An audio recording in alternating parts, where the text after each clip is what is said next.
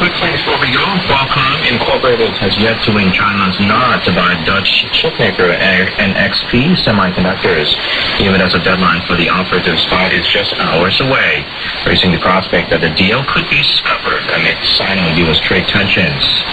The $44 billion deal was announced in October 2016, just days before the election of U.S. President Donald Trump, and has since become embroiled in a whipsawing trade standoff between two countries who are at loggerheads over trade tariffs and have clashed on issues such as ownership of technology and patents.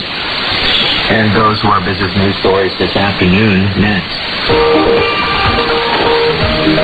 We have today's special report followed by Thailand in Perspective.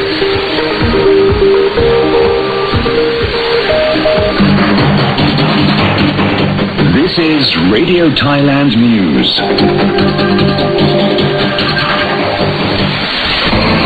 Special report.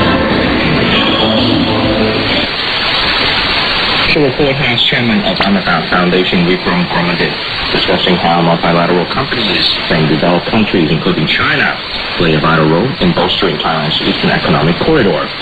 The special report is presented by the Public Relations Department. As we understand about the big picture of GMS country, by whatever the size of land, size of the population, and the GDP per head is so low, and we are just right next to the mainland China. That's why make the GMS country, the GDP growth for the last 5 years is over 6%.